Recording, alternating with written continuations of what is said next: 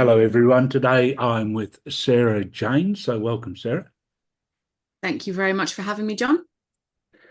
Sarah, we've got so much to talk about and so little time today, and we wanted to talk about a little bit of your story, dream incubation, a little bit of your connection with Egypt, and Telesphorus, which you'll have to explain to most people, I think. Um, and I didn't know much about him before I was just talking to you. Mm. So, but firstly, can you just before we go into some of your story, maybe, can you just tell us where you are now, what you're doing, where you're living? I certainly can. I am currently living part-time because of Brexit, but hopefully I can sort that out. I might apply for a research visa so I can stay here for 2 years permanently. But I rent all year round this little tiny peach bungalow in Epidavros. It's a village about 2 hours south of Athens on the Saronic Gulf coast in the Peloponnese, most beautiful part of Greece, in my opinion. It's really lush. I'll show you, I'll flip the computer around in a sec. And so where I live is the town in ancient times that was the starting point for the sacred way to the Sanctuary of Asklepius and Apollo Meleatus at Epidavros, which is very famous for its huge and well-preserved ancient theatre, which could seat 14,000 people. And so the Holistic Healing Sanctuary is really why I'm here. And I bring people to this part of Greece and we go and sleep in the building that was constructed for people to have sacred sleep, enkymesis, and have an encounter with the divine physician Eskeipius while they were sleeping. So this is where I live. And you can see my garden. What's that fruit falling off the trees there? So I live in the orange grove. And Right. then can see a little bit at the end of my road is the ancient Acropolis, and at the base of the ancient Acropolis there is a small ancient theatre stroke shrine to Dionysus, and then up that way there is a temple to Artemis. So there's loads of interesting archaeology here, not much of which has been excavated significantly. The only area that's really fenced off is the small ancient theatre, because they discovered that. I think they didn't discover it until the 1970s or something. That's a small one. It can seat about 2,000 people. And that served the population of this town, which was a lot of physicians and healers and what we call iatromantis, the seer physicians that Peter Kingsley talks about. And then just around the corner for me is the tomb of the Atros, the tomb of the healers, where a sort of well-known physician family were buried and celebrated in that area and buried with interesting grave goods. But this whole area has been occupied since Neolithic Mycenian times. There's lots of Mycenian tombs and shrines and things like that. I think there's an Nymphaeon up on the Acropolis. There's loads of stuff that people don't really know about. People are still finding stuff. Oh my God, there's stuff all the time. And there's a sunken Roman villa you can just swim over. It's brilliant. It's like my dream place to live, basically. And I love it here. Sounds good. Just, it may be worthwhile just, well, the first thing is I was thinking, Asclepian, when you see the medical associations or whatever, and they have the snake wrapped around, it's not unlike the world in the tarot. The symbolism is a little the same, isn't it? But can you just explain a little more about that tradition? Just about the Ethiopian tradition. Yeah. So Asklepius is the son, he's a demigod to start with. So he is the son of the god Apollo, the god of prophecy, healing, music, harmony, and truth. And Coronis, who is a mortal human princess. And Coronis was discovered to have been unfaithful to Apollo, and he was furious. So either he or his sister Artemis killed Coronis, but while she was burning on the funeral pyre, Apollo felt a little bit upset about it, maybe a little morsel of regret.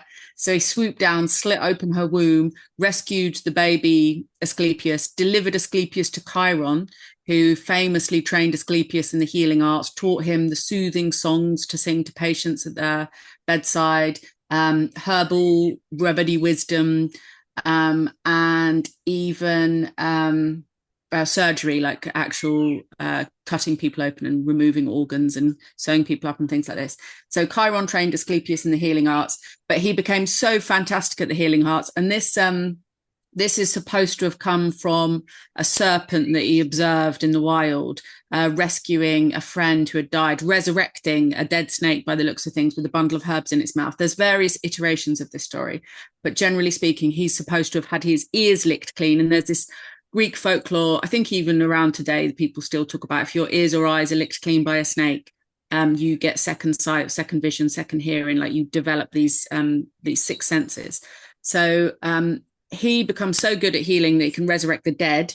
And after he's resurrected a couple, Hades complains to Zeus that he's being deprived of souls in the underworld. So Zeus strikes Asclepius dead with a thunderbolt. And then Apollo begs Zeus to resurrect Asclepius. And he does, but in this form of the serpent bearer, the constellation Ophiuchus. And so he becomes this kind of divine physician that people can visit in the dream space, and he can heal them directly in the dream space. And some of the theories about his sanctuary Epidavros, and Epidavros is supposed to be his birthplace, are that he was dwelling in the underworld at Epidavros, particularly in the basement of this building called the Timeli. And it was there that patients could directly encounter the god, either through his sacred serpents or the god appearing to them himself directly and healing them in a dream. And then that dream healing event having spontaneous healing events in their reality as well. But you shouldn't totally ignore the fact that they were doing physician work, surgical work. There were records of sex changes happening there, all sorts of operations. There's an account of one man, because some of the healing experiences are recorded on these healings, these what is called the Yamata, these tablets that describe the healing event that happened for someone there. And one of them describes a man that sounds like he's waking up mid-surgery and he's horrified and he's strapped down to the bed, and he wakes up mid-surgery, because we know that they also had their very sophisticated and complex pharmacopoeia, like amazing herbal knowledge. And this is something that's been developed since at least Mesopotamian times, of this amazing intimate understanding of herbal law. And they were using anesthetic type concoctions, so people could be anesthetized, but it's even now quite an imperfect science. So you can imagine then perhaps even more interesting. And some people wouldn't have been. There's an urban myth that redheads are really hard to anesthetize. Have you heard that? They require extra anesthetic. So I can believe it, but I've never heard it before. Yeah, so maybe it's like the hardy Viking blood or something. I don't know, but I did hear that.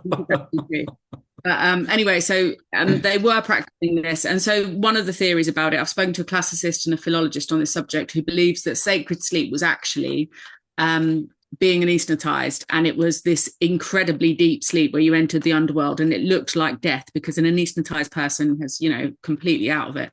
And when they were coming around, they were seeing serpents, because serpents were allowed to roam freely around the sanctuary. They were the sacred serpents of Asclepius. They were trained serpents in some respects, because they were used to being around humans. They were tame. The priests, I think, they fed them, and they were pets essentially. So, ancient people would have been quite programmed, I think, to have feared snakes, because traditionally, snake bites were something that people died of regularly in the ancient world. So you have this natural fear of snakes. So one of my ideas about why the serpent is so useful with dreams is you naturally fear a snake. So when you see a snake in a dream, it's something that you can use as a trigger to wake up in the dream and become lucid. And if you're lucid in a dream, you just have more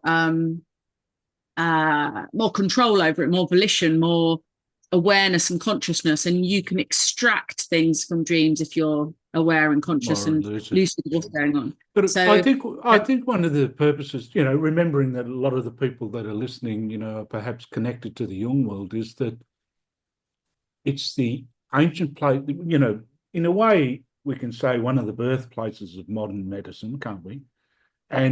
But it's so predicated around dreams that Carl Jung would be very happy with that particular spot.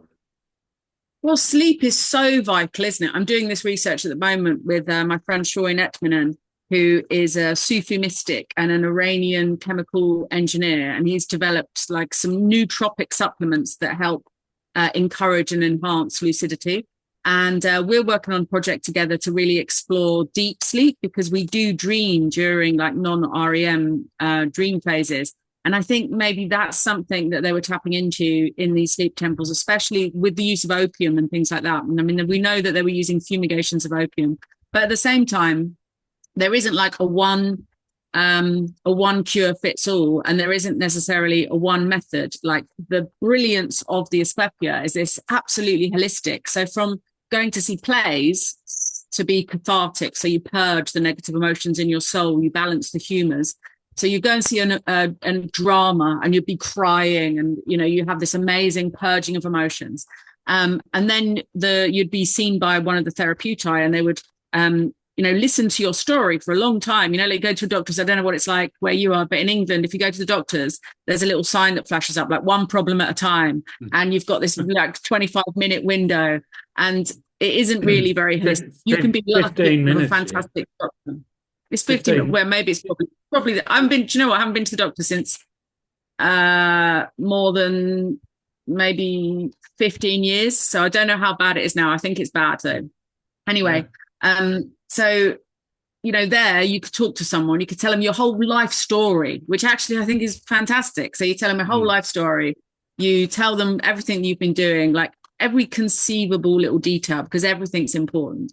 And then they give you a diet regimen, and they give you an exercise regimen, and you fast and you purge. And it's somewhere where, I'm sure people in your life, and me included, when you're in an environment where you're instructed exactly what to do, you can very quickly get healthy and well, because that environment is just geared towards promoting health and wellness. Like I've stayed at health farms and things like that, and you eat healthily because that's what's there. You do exercise because that's what's there. It's like, that's what these Asclepius would have been like.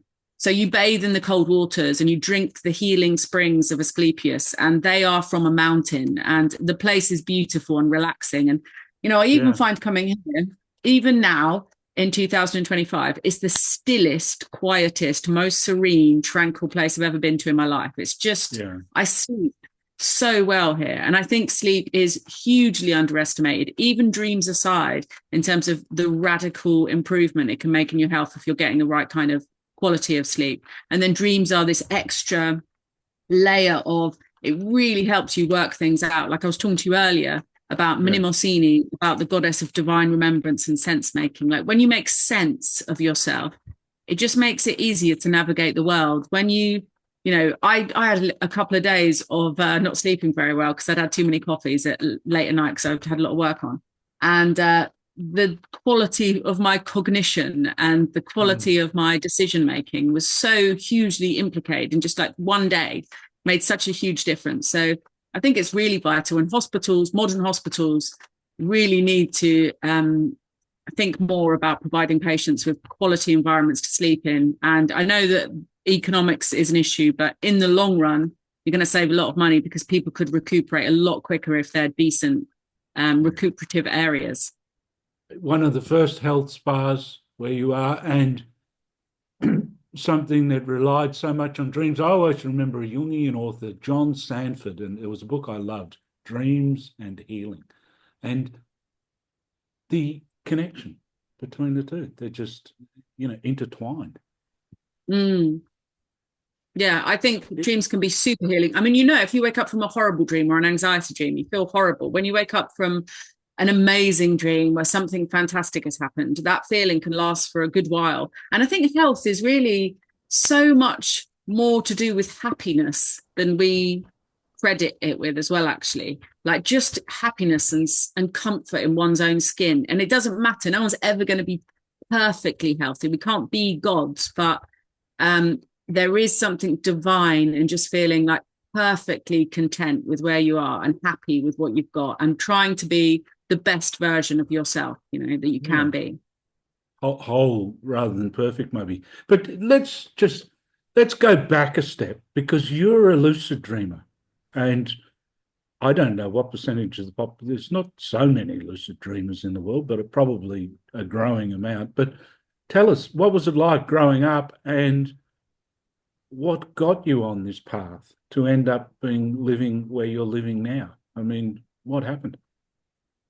Well, I do think that everyone in my family seems to be like dream a lot and remember their dreams. So I think it might just be like, to start off with, just a genetic thing that people in my family do tend to remember their dreams and have weird dreams as well. Then Mm. I think I can't remember a time when I didn't lucid dream. I can remember dreams from being a toddler, and Yeah. the first dreams I ever remember are pure white. And then they started to incorporate toys, then they started to incorporate animals, then they started to incorporate nature things and people. And I could really see like this construction of this like sort of psychic memory palace landscape where my life and how I felt about myself was kind of coagulating in dream space and taking shape and form.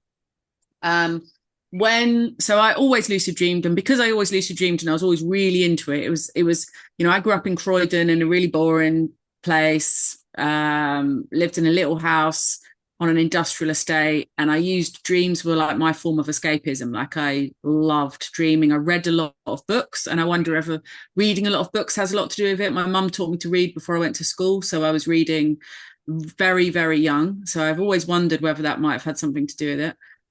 But like I say, I do remember dreams from being a toddler, so I don't know. I do think there's like a genetic disposition to some extent. So, but I really Were your cultivated. parents alternative, or were they just like doing the No, normal? my parents Oh, are the alternative, the opposite of alternative. They're very funny and rude. My family are really working class. No one's ever been to university in my family, and but they're funny and streets like smart, like they're kind of witty, very witty and sharp and capable. But they do all have weird dreams, and they are really into and nature. marked Always really marked into with nature. a bit of the uncanny, nevertheless. Yeah, I mean, maybe. brought up. Apparently, my mum told me once that my dad thought he could levitate when he was a teenager. So, but then they both got really normal, boring jobs. And then, their mantra to me was like, they were perplexed that I was such a dreamer and that I didn't want to ever have a normal job. And so their whole mantra my whole life was like, oh, everyone hates their job, Sarah. So that didn't really work on me. That made me think, well, I don't want to be like everyone. Then if everyone hates their job, I'm going to do something totally different. So I never had a proper job my entire life. And So, what did you do when you left school? when I left school, I worked in the TV and film industry. I went to drama school, went to a free drama school in Croydon, the Brit School that Amy Winehouse and people like that went to. And after that, I started working as a runner for a TV production company, and I did that for a couple of years.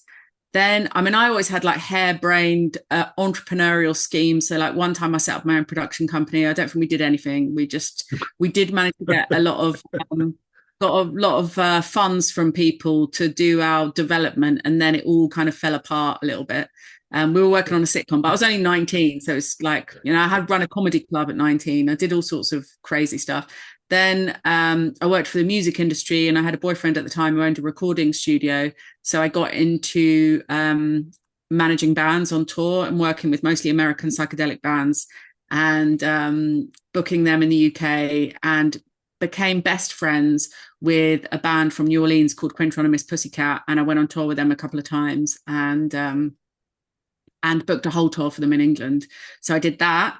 Then when I had my daughter, I didn't really want to do gigs anymore because you're staying up late, drinking, I just didn't want to do that anymore. So I thought I might like to go back to university. I'd never been to university, so I thought I might like to go to university. So I thought if I was going to study anything, maybe it'd be anthropology I didn't know. So I started bunking into, because I didn't have any cash, so I started bunking into lectures at the University of Sussex, just sneaking in, trying to look like a student. And then I got really into it. I'm really geeky and nerdy, and I like really specific information does it for me. So I got quite into neuroscience. And then I invited a neuroscientist, Anil Seth, who's got like a best-selling book now, I think it's called Being You. And I invited him to give a talk. I was sharing a house with my friend at the time, and I was like, come and give a talk at my house. I'll give you 100 quid. And he was like, yeah, right. So I started doing like a lecture salon and invited people to come and speak. And then it was great. I realized I could kind of do my own university. So I could just choose the things I was super interested in, like even better, like a real pick and mix, because it was things like I had this guy give a talk about sex robots and the ethics of sex robots. And that was absolutely fantastic. Blair Whitby, who's a brilliant. Was that a long talk or? It was a very long and very funny talk. And yeah, it was really good. So that was Blair Whitby, who's like he is on the ethical board for new technologies. So I think I don't know whether it's just the UK or whether it's Europe as well, but he's basically deciding about he's on the board just making decisions about things like driverless cars. And yeah, he's brilliant. So that was great. And then I started a lot of talks on ancient culture, and I had a talk about the ancient Mesopotamian city of with Birger Ekornesvag Helgestad, which I really like repeating his name. And he was at the time digitizing the archive of Sir Leonard Woolley, who made the initial discovery of the Royal Cemetery at So yeah, I had all these was this reawakening something? When you started to go into I've always been like a super geek and like super geeky at school. And I really like niche specific information. So I was in the Young Ornithologist Club, for example, at school. And one of the talks we had was on the dodo by Errol Fuller. And that was brilliant as well. So yeah, I've always been super curious and interested in all sorts of stuff. But I also do have my own very specific taste that is like an intuitive or feeling taste. And so people will be like, oh, I love the Explorers Club. Can you do a talk on this? And if I wasn't into it, I'd be like, no. It was all like, which makes it hard to go. It makes it hard to go to university. Exactly. Well, that's what I did end up thinking. Yeah. I think if you're a particular kind of learner, there are some people that are, I don't know, they just don't really. I remember Marie-Louise von Franz saying once, if you're interested in something, you can learn about it and remember it. And people often don't understand this. The arousal level is connected to the interest level. And for some people, they kind of refuse to sit through the 90% of the stuff they don't like. Yeah, that's me. Yeah. Well, where did this? I mean, I like this idea of the callings or the daemon coming and announcing itself in your life. Where did you kind of get on? So many different things. So one of the guest speakers I had at my lecture series, what really kind of started the whole thing, because I'd always been reading about dreams, watching films about dreams. When I was a kid, I wanted to be a film director. So that's why I went to drama school, because I wanted to make films about the dreams that I had, because, they were just like amazing, fully multi-dimensional films every single night. And I love the art form of the film, is my favorite art form. So that's what I wanted to do. And then I also had this idea. I was always very philosophical, I think, because of my dreams as a child. And I really thought that dreams provided evidence of this collective unconscious, of the eternity of the soul. On philosophically, I thought that, especially perfecting lucid dreaming, you could die and be consciously enter your next life, or consciously enter the all. So I always had that idea since I was a little kid, really.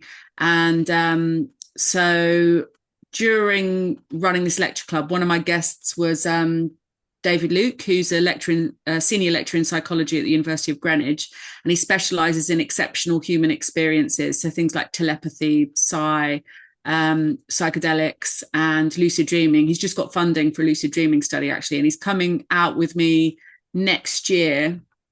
This time of year, it's going to be the 8th of May to the 15th of May for an Oracle Dream Retreat. We're going to explore precognitive and oracular dreaming.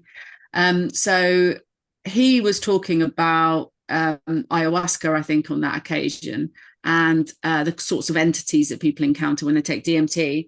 And I got talking to him about lucid dreaming, and he told me that with one of the Mexican shamans he had worked with, they had visited an old sleep temple in Gloucestershire. And I was like, whoa, there's a sleep temple in Gloucestershire. And that was a reawakening, because I definitely must have read about sleep temples and Eskeipius and all this kind of stuff. Because when I go back over the books that I read as a kid, there is multiple references to it, but I'd just forgotten about it. So it was this remembering of the fact that, sleep temples were a thing.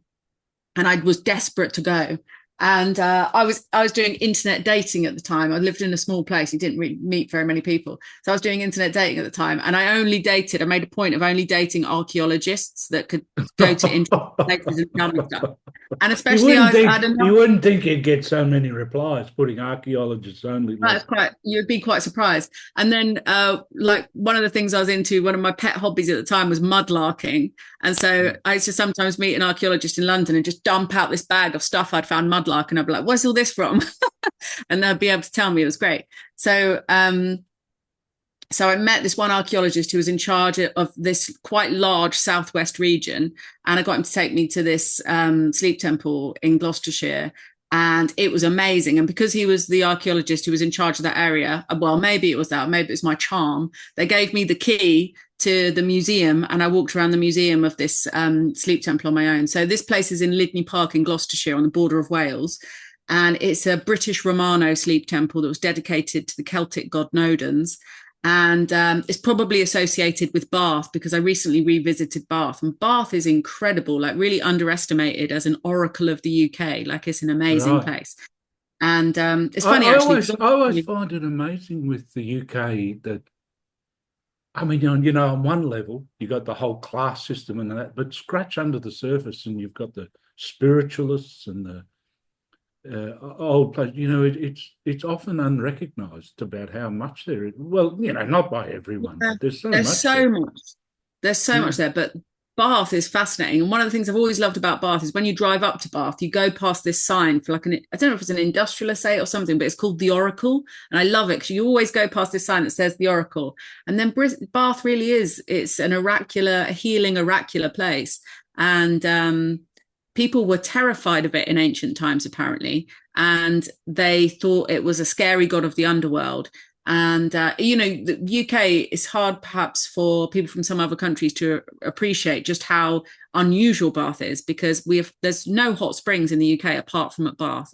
I don't think so. So it's an incredible hot spring. It still to this day gushes thousands and thousands of gallons of water, and it's really remarkable. And so this cult developed around this site. And then the Romans, obviously coming from Italy, were like, "What's wrong with you lot? This is fine. Like, we've got hot springs." So that's when it really started to become celebrated as this healing site. And then the Celtic and the Roman gods started to be syncretized here. Sulis Minerva at Bath. And there are places there where it looks like they're practicing dream incubation. There's an altar dedicated to Eskeipius at Bath. There's a whole section of a bath, Cross Street Baths, is related to Eskeipius somehow. So bathing and water was really significant in the cult of Eskeipius. And was this, what were you thinking? Were you starting to connect this up to other cultures as well? And was this kind of, meaning, considering what you're doing now, was this kind of coming as a calling then? And that, I realized the thing that I loved most learning about and what I love thinking about is like ancient perceptions and how perception shaped by culture and material culture and landscape. I just love thinking about that. And so going to this sleep temple, recognizing this was a culture around the world. And I lived in Greece briefly as a teenager and just loved it.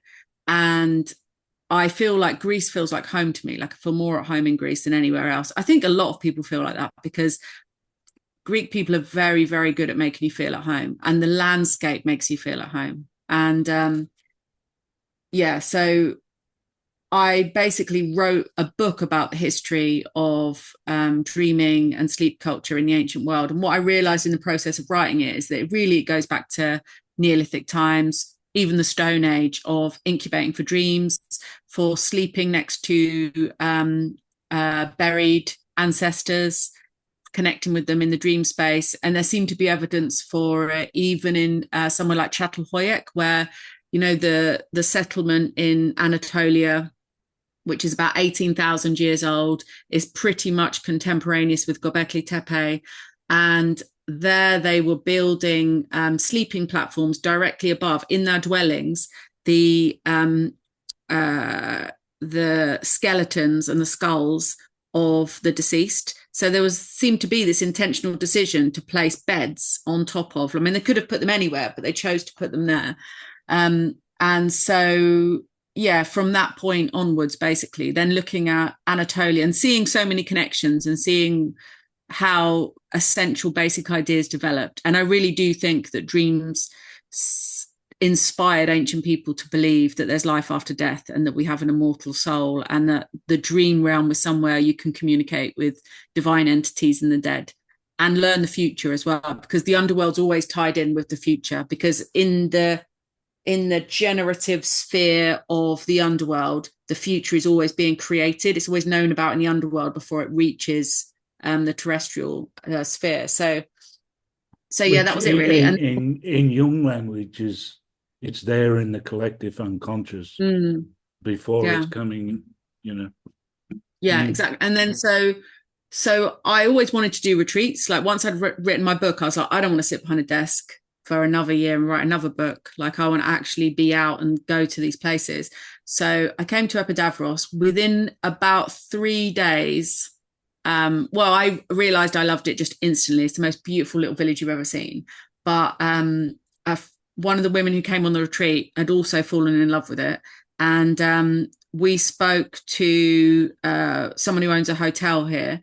And we were like, oh my God, we love this place. And he said, oh, if you like it so much, you can rent a little house off my cousin. And so we were like, let's go and look at it. We went to look at it. And I walked in and I was like, this is perfect. It's like €300 a month.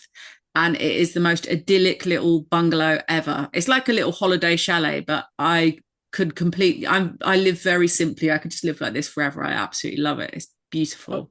I think it's one thing when you have an idea, like you went, you love the place and that, and you think, gee, I wouldn't mind staying here.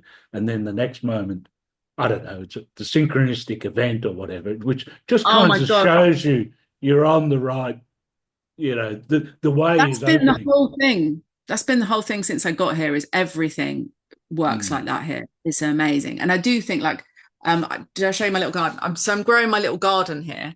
And, it does seem, it's a very sort of fecund, abundant place. Like there's just wildflowers, stuff growing everywhere. You could park up here in a van. Actually, you're not allowed to do that anymore because Greeks have just recently changed the law. But you could park up in a van and just pick oranges and eat herbs and pick wild things and survive and catch fish. And you could survive. And so it has this like life-sustaining, life-enriching feel. And I think that since I got here and I realized, wow, being here, actually, life is so easy. And so that has made this kind of like my path just quicken, and everything that I have this background foundation of, well, it's easy, so it happens. And it's fantastic. I love it. And, I find it very, very easy also to work in Greece, and people are fantastically relaxed, especially in the village. Like I just came back from running a retreat in Egypt, and it's so chaotic and stressful. And when I got back to Greece, I was just like, kissing the floor at Athens airport, because as magical as Egypt is, there isn't that living current for me, or not that I've discovered yet, of certainly not in Cairo, of appreciating like the simple pleasures in life. Like, there is obviously a divide between rich and poor in Greece, as there is everywhere. But a lot of the people that I meet in Greece, they have this appreciation for simple pleasures, which isn't about being rich. It's just about, I live in this idyllic, beautiful place. I can pick oranges off the tree. I can swim in the sea and catch some fish. Like that is living to me. And do you find that the Greek people are connect? I saw a site the other day, Ancient Greece Revisited or whatever, and I was thinking, well, are the Greek people very connected into the ancient Greece? Or I actually think I think that they're very connected with nature and the cycles of nature, especially out in the countryside. Like maybe not so much in Athens, but in the countryside, the thing is, even people who live in Athens, their families have homes that are in countryside locations. So maybe it does keep the connection active. So the landscape, that's the difference between like writing about this academically or in a scholarly way, being here and seeing the cycles of life every year and seeing what wildflowers blossom every year. It's like the land tells the story of Greek myths all the time. And so it's this wonderful context that you get actually being here. It's just like nowhere else. Whenever anyone tells me they haven't been to Greece before, I feel sad because it's magic. It's absolutely pure magic. I love it so much. And yeah, I think that it is also kept alive in some senses through the various festivals they have as Greek Orthodoxy, because Greek Orthodoxy does kind of has kept alive some of the pagan traditions, the agrarian rituals of celebration of the harvest, of the springtime, of light. And I think that's a big part of it, because the Greek Orthodox Church has a huge influence still in Greece, and they take the holidays and the festivals very seriously. And in rural communities like this, there is something very pagan about when they celebrate Easter. Yeah. And most people here will have their own olive grove.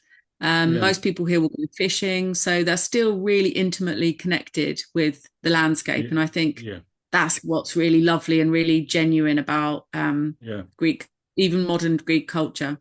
Yeah. And can you just explain oracular?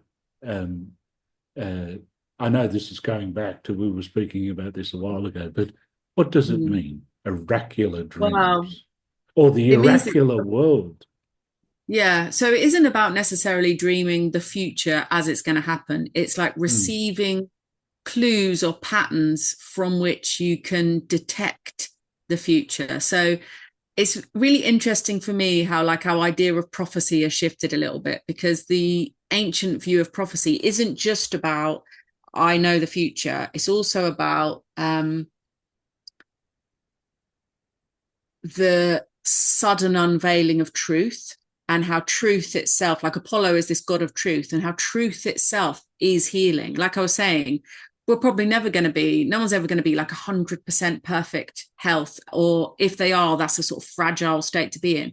But you can occupy that space of being completely at peace and at one with the world. And that ultimately is where we all can strive to be, because we're all going to die. So we all have to find something that transcends even perfect health. It has to be something cosmic. And the revealing of truth as prophecy is fascinating to me, because I think truth really does heal people, and secrets can make people sick. So I think sometimes maybe when people, when people hear about this stuff, they maybe think towards the occult side, right, without a lot of exposure to the occult. And there's that thing about the dark art, the first time of going to a fortune teller or whatever, and the prophecy about an outcome, But I agree with you about what you're saying. I think maybe it seems to me you're talking about the connection with what I would call the soul of the world, or the anima mundi, or the cosmos. There's a healing function in it. Yeah, definitely. I mean, I don't think about I've always been a bit wary of fortune tellers, because it's planting a seed quite often. If they give you like this exact thing is going to happen to you, then that thing is more likely to happen to you because it's been suggested. There's a certain kind of process that happens when you're hinted at in that way. I guess for me as well, that like truth revealing, that like remembering everything. Like I have these experiences in dreams sometimes where they're like almost tsunami of remembering coming over me, where I can remember everything in the dream space. Like I think memory is one of the most interesting avenues to explore with dream research, because dreams have this unique fingerprint of memory, but that is something completely different to waking memory. And when you're lucid, you can really appreciate just how much more access you have to information. And I guess that serves perhaps some sort of evolutionary function, that we're not remembering everything all the time. We're remembering what we need to survive in our daily lives. But we're remembering, and we get very specialized. Like I remember when I taught meditation a long time ago in Sydney, and women would come at midlife, and they were often having a bit of a rebirth. I mean, this is maybe a bit of an excursion, but sometimes they drag along their husbands, who was the engineer or the specialist or whatever, and they'd fall asleep in the meditation. It's because it's like the specialization is also killing. Yeah. But okay, we can only handle so much. But this going back to going back to the reservoir of memory seems to Mm, me to be unfragmenting. yeah. Well, I think, this is the role of Mnemosyne, the goddess of divine remembrance. Is in the Mm, Orphic tradition, she has the lake of memory. So you're going mm, back to all this reserve, returning to the source. And if you think about the cosmos as well as being like a primordial ocean, which is a lot of the ideas of creation as well. Um, and any body of water on earth reflects the heavens. Like there is this definite connection between water on Earth and the cosmos. And Mnemosyne is so interesting because she's the daughter of heaven and earth, so of Uranus and Gaia. And she is the mother by Zeus of all of the muses. So she's the source, if you like, of all the inspiration as well in the world. And I do think she's kind of a forgotten muse because there yeah. is a divine inspiration that occurs in lucidity where you're like, aha, I'm awake, I'm aware, I'm like completely remembering everything.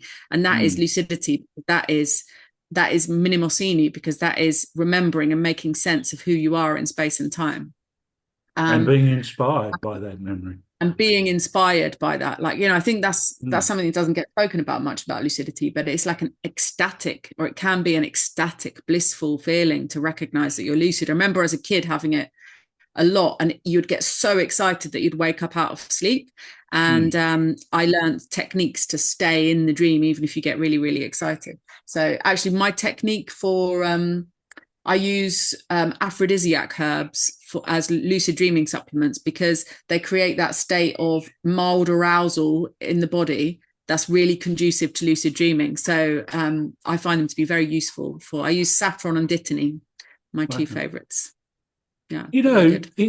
in the dream incubation ritual, I know we spoke about this earlier too, but I come across, to me, the new comes out of the very, very old. So, and I got this of Thomas More. He's like, he said once something along the lines of, with any topic, politics, creativity, or to go way back as far as you can, come from there. And it seems to me that you go back to something so fertile and rich and all of that. Mm. And it's the place to start. So the new comes out of the very old. But people say, well, time's moved on. We're in a postmodern world. What are you trying to do? Go back?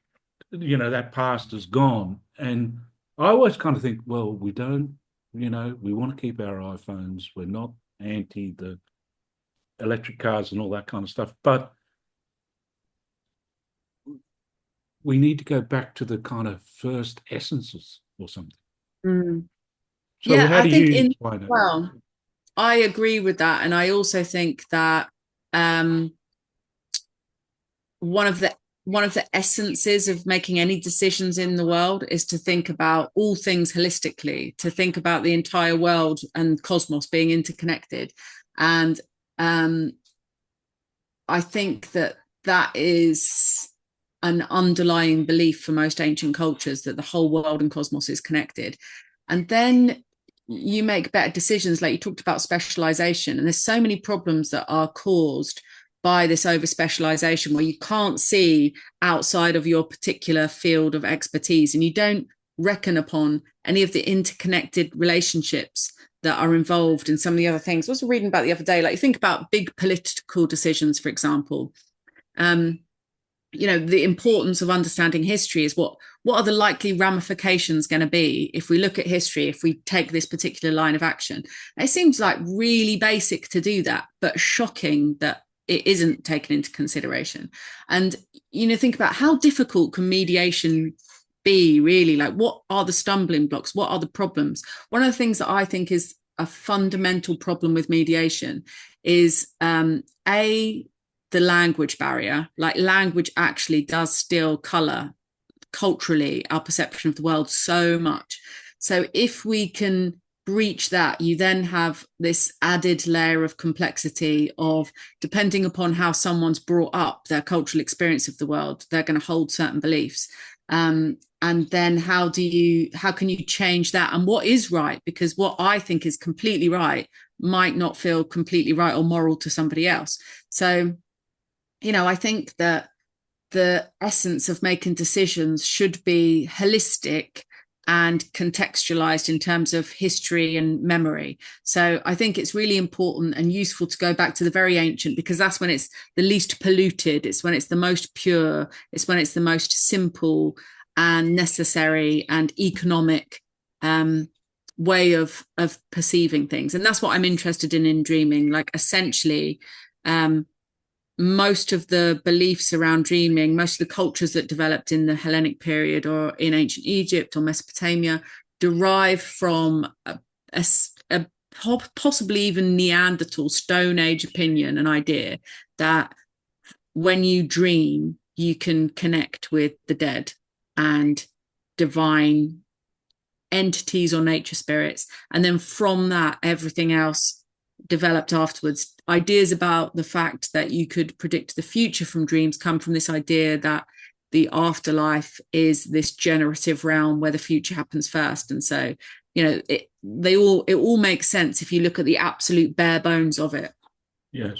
And in the actual dream incubation process, if I could call it that, what are some of the foundational stones of that? I mean,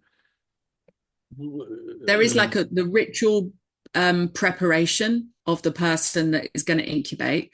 There is a very strong idea that you go to a particular place that's associated with a particular deity to have the dream. There is usually some sort of offering or sacrifice that's made to the deity, and there's usually some kind of intention or prayer or stated desire of what you want the dream to achieve or what you want the dream to reveal to you. And there are usually other sacraments, like certain fumigations of frankincense, or something that marks out the sacred space where you're going to have the dream. In the Epic of Gilgamesh, there is a like a temporary dream hut made for Gilgamesh by Enkidu, and it's called the House of Zikuku, and it's made out of reeds, and it's surrounded by a circle of salt or flour. Sorry, it's circled by a circle of flour, so that demarked the space where you were having the dream. So there is something important in that. Yeah. But a huge part of it is intentionally dreaming with purpose. Yeah. This is a little bit off on the side, but one of the other great places in Greece is the Alisinian Mysteries, or the road to the Eleusinian Mysteries. So, what is the difference? What was that all about over there? So the site of Elefsis is about an hour and a half north of here, and I've been many times. I absolutely love it. It's one of my favourite archaeological sites in Greece. And so the Sanctuary of Demeter and Kore is at the end of the Sacred Way, which is a 22-kilometre stretch from Athens. Along the way, there are various temples and stops that the pilgrims, the Mysti, the initiates of the Eleusinian Mysteries, would have taken. And they prepared themselves for 6 months to go on this pilgrimage. And my friend Maria Maragou, who's a scholar of the ancient Greek language, and she's written 9 books on ancient Greek philosophy and Homeric Greek and various mystery traditions, about books about Dionysus, books about Plato. And she has recently published for the first time in English a book on the Eleusinian Mysteries, the path to the divinization of man. And in that book, she talks about how the mysteries of Ephesus, 30,000 pilgrims would take part in that pilgrimage from Athens to Ephesus. And the point of it really was becoming a better person, becoming like perfecting your soul. And this perfecting of the soul took place in the Telesterion, which is the hall, which is the sort of the ultimate destination. And people often say, like, we have no idea what was happening during these mysteries, but there are quite good descriptions, because there were lots of people that converted to Christianity afterwards and then sort of mocked the mystery traditions and let out the secrets because the taboo had kind of fallen by this point. But what's interesting about that as well, Plato's Academy is just up the road, and a lot of the philosophers at Plato's Academy were hierophants working in the Eleusinian Mysteries, and they protected the Eleusinian Mysteries when it was destroyed by the Christian zealots, the site, and they were forbidden from performing the mysteries. The philosophers at Plato's Academy apparently continued to initiate people in Plato's Academy secretly. And because they had very high standing as well in Athenian society, it looks like they were inserting some of the rites and rituals from this new cult of Christianity into from the Eleusinian Mysteries, into this new cult of Christianity. So things like, if you go to a Greek Orthodox mass, it feels like you're going to an ancient religion, an ancient pagan ceremony quite often. And because of the words used in it as well, it's using all the words of the gods, it's all the names of the gods.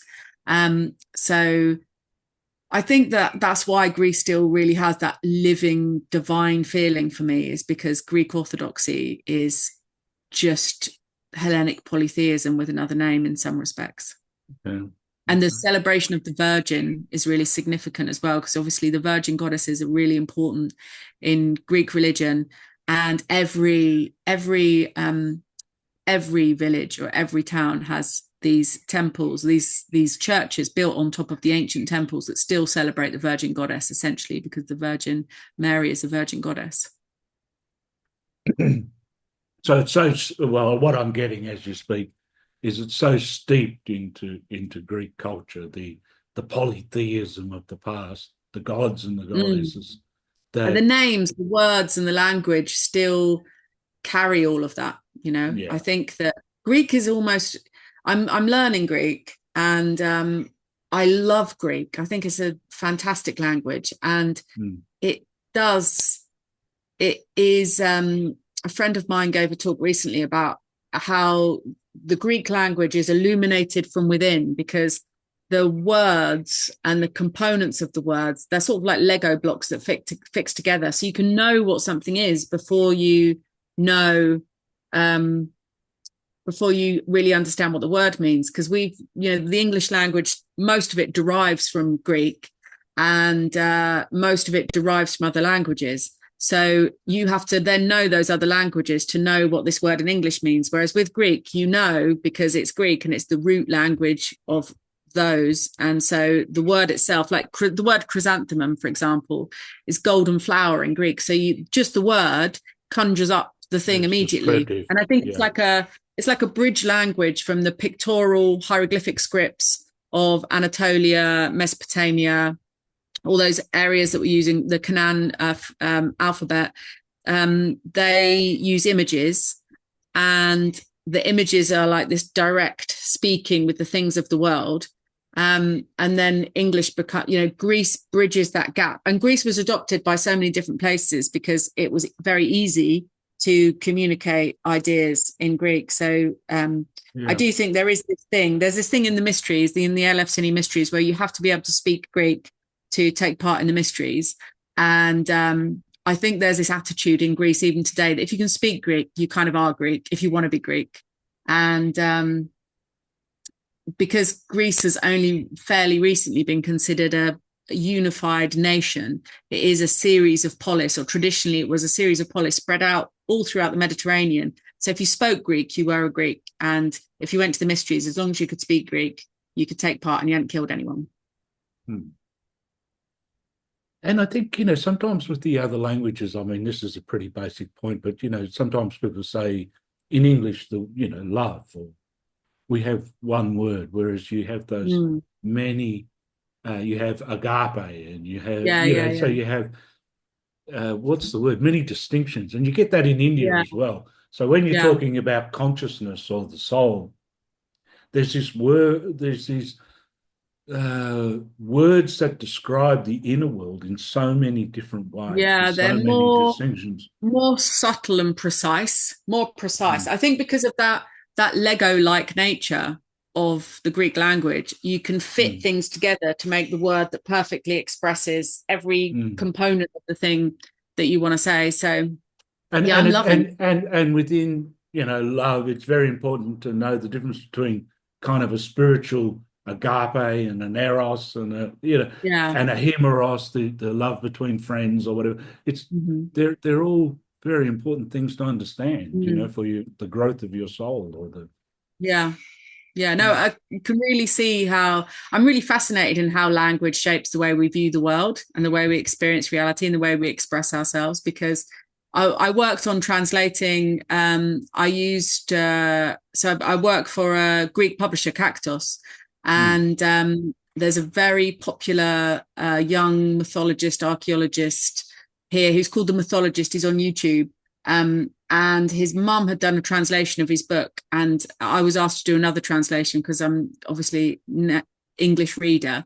And I really enjoyed doing it, and it's so fascinating doing translations because you really see how ideas are expressed in different languages and how it's not just about speaking in different words, it's a whole different way of seeing the world in Yeah. very subtle ways. And this is Yeah. part of the issue that we have in terms of conflict resolution is there is maybe not enough appreciation of the subtlety language has to change the way we experience or express stuff, because there's so much other cultural baggage that comes with it as well, like ways of just cultural etiquette that's different from country to country, obviously. Yeah, of It's course. very subtle.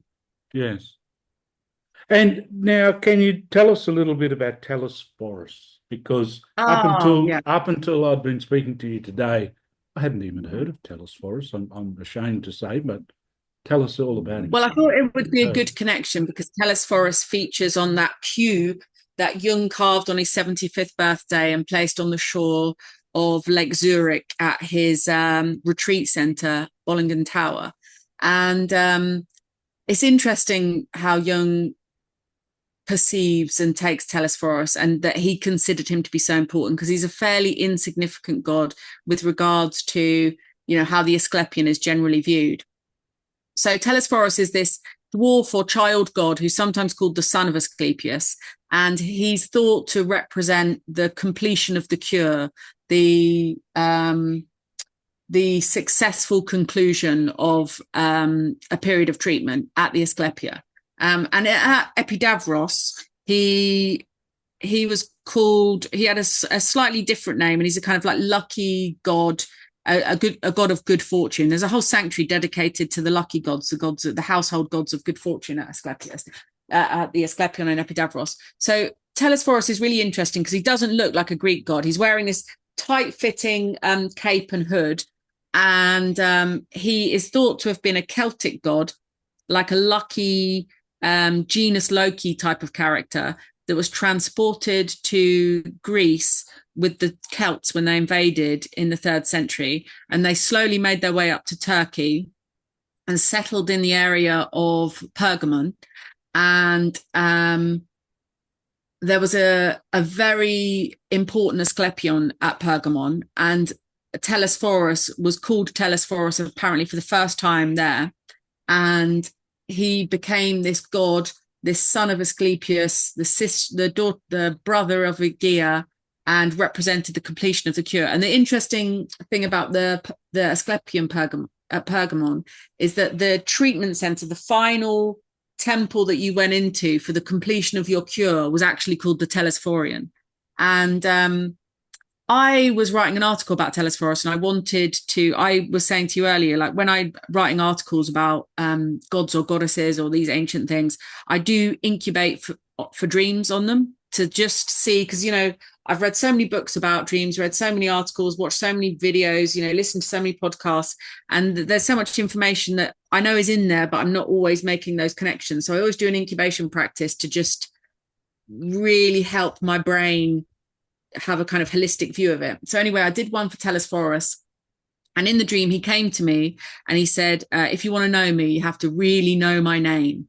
And so I then did this like really kind of deep study of his name. And my teacher, Maria Maragou, is her main study in ancient Greek is the language itself, like the etymological roots of the language, and how they are telling us so much about these rites and rituals, or these people, or these gods and goddesses, that sort of hidden in plain sight. So I thought a lot about that. And Telesphorus, he's called the bringer of fulfillment, the completer. His name means perfecter. He's kind of like a hierophant of the cure. He is the initiator of perfect health. And I think he's probably called Telesphorus because the mythical founder of Pergamon was called Telephus. And his name is thought to mean far shining. And also Telephus is a mythic hero who is born with a caul. And one of the other things that came into my dream experience was that Telesphorus represents a baby that's born with a caul. And there's this, I didn't realize it at the time, this idea just seemed to come from nowhere. And I was like, wow, that's really specific. So when I looked it up, I realized that nearly every mythical Greek hero begins their story being born with a caul. And there's this folklore tradition in ancient Greece and literally everywhere in the world that if a baby's born with a caul, they're going to be lucky in life. And one of the biggest beliefs is that it will protect you from drowning for the rest of your life. And one of the other beliefs is that it means you're going to marry royalty. So in ancient Greece, when a baby was born with a caul and there was any threat to the throne, these heroes would be tried to be gotten rid of. So Telephus begins his life like Perseus, being locked up with his mother in a box and chucked into the sea. So this idea that the caul protects you from drowning is like woven into that myth, woven into all of those myths. So the caul means you're going to be very beautiful, born with a caul. Born with a caul, but one thing I might say is you might not think it's so favourable. I can see why that's at the end of a process, because for someone to grow up in the UK to have a different kind of caul than the normal, traditional secular society or whatever, what fits into it, you might not think that's so fortunate at the time. It's more, maybe down the track. You get what I'm trying to say? Is that, as one becomes conscious of one's caul or the guiding spirits or the the caul is something very physical. So it's when a baby's born with part of the amniotic sac on them. And there's even a kind of divination that they were practicing in ancient Greece where they would read the caul of a newborn baby. And so one of the reasons why I think it's believed that babies born with a caul on their head are going to marry royalty is like they're already crowned. As they're delivered, they're already crowned. Babies can be born completely surrounded in caul. So they're born with the amniotic sac totally intact. And that's that's called born on caul. Right. But born with caul means that the caul's either like stuck on the face, or it can even be like a cape around their shoulders. So there's folklore all over the world of babies born in this condition. That means they're going to be very lucky and they'll be protected throughout their life. So Telesphorus is also this, he's like this guardian angel for babies and for children. So he is a psychopomp for children, especially if they die young. He guides them into the afterlife. But if you're born with a caul, he's kind of seen to be protecting you throughout your life. So my intuition in this dream was that Telesphorus represents this lucky baby born in a caul, and he's like this lucky totem because he's installed in those sanctuaries specifically to protect children that are ill. That's cool. Well, I think we might have gone for some time. I want to ask you one other thing that I sometimes ask people. In this present environment, where what is it? This internet-driven environment and the crazy polarities and sometimes tribal upheavals that are happening. What's one of the last things you'd say about these mystery traditions, initiation traditions? What do you think that we should keep in mind at this time? I think the best thing you can ever do in life is gardening.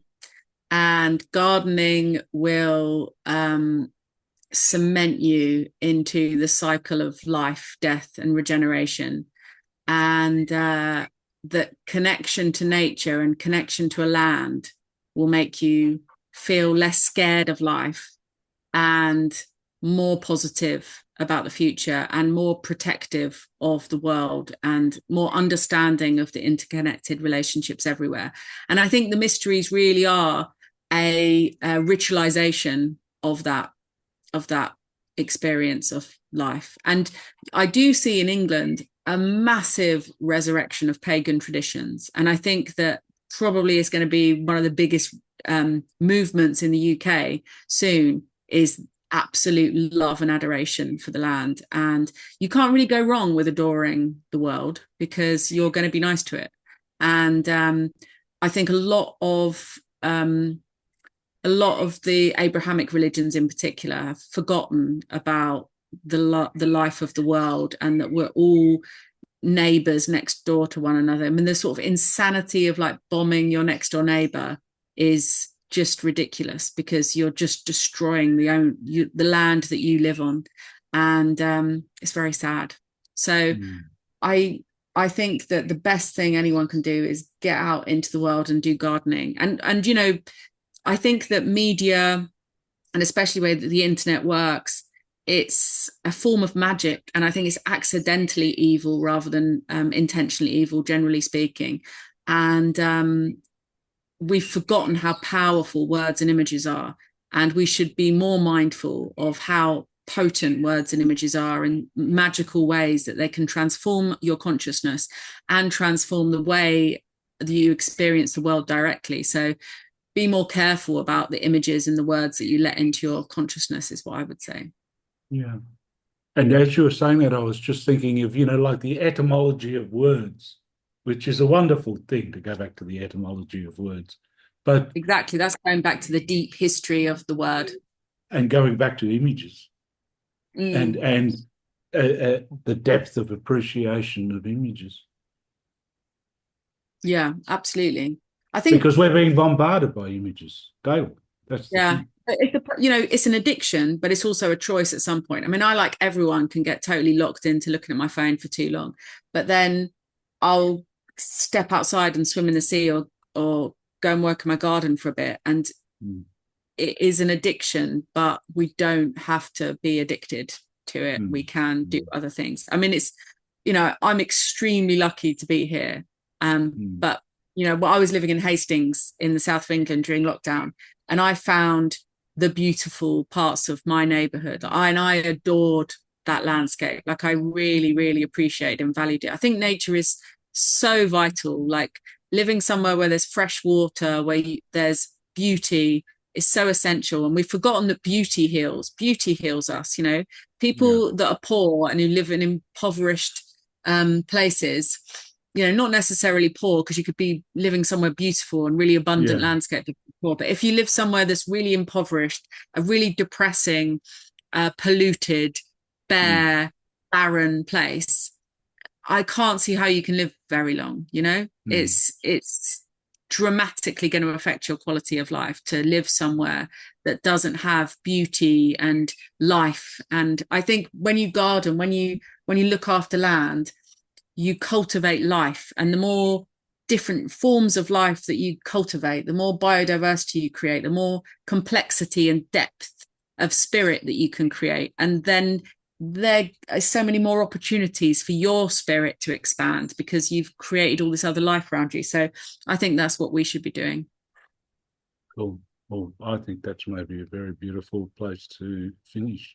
And I want to thank you very much for your experience over there and your adventure.